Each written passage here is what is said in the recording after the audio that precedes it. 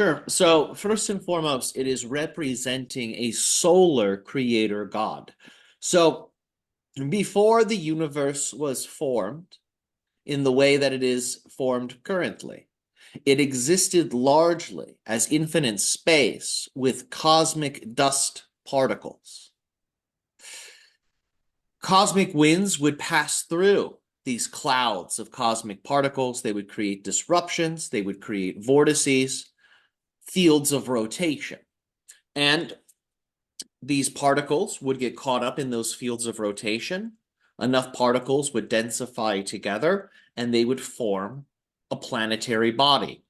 The first types that were formed, you understand, as stars. Your sun, in that sense, was formed in this way. The other planetary bodies, the more greatly densified ones, were also formed in this way. However, they had additional existence through the deaths of certain stars and the emission of certain particles from the stars through space to their planetary surfaces. So planets have the same type of origin, yet they have received additional supplementation from the neighboring celestial bodies because they tend to rotate around a star. Many planets, not all planets, the ones that do rotate around the star tend to be like objects in an oven. This also assists in the densification process, a type of baking of the planet, if you will.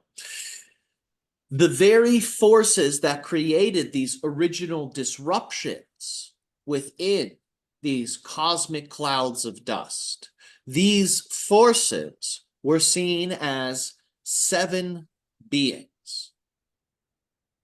On a more diminutive level, they are higher expressions of the seven planetary energies that your ancients so greatly emphasized within their ancient systems.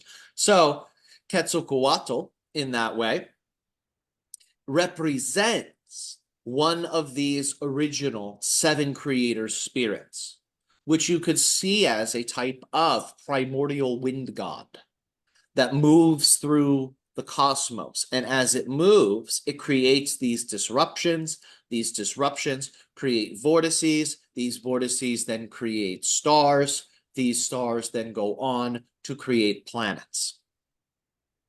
So Quetzalcoatl, in that way, represents the spirit that created the disruption in a gaseous cloud within the cosmos that gave rise to your sun. This is why we describe him as a solar entity. So he's very high up, if you will, in terms of the cosmology. These civilizations that you describe as your Central American and sometimes even South American civilizations, they are not the only ones to depict certain primordial beings in such a way.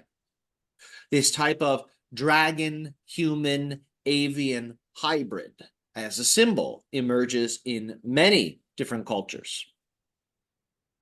So there were also beings on your earth physically whom evolved alongside of your species.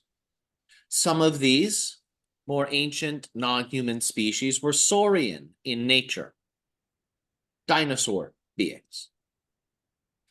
And as you know, many saurian species evolved into avian species. So there were physical beings on the earth during these days that embodied both saurian and avian features. And these beings were said to be manifestations of Quetzalcoatl. However, Quetzalcoatl represents something beyond physical manifestation. He represents that of founder energy, an initiator of the creative process itself as it relates to the sun of your solar system.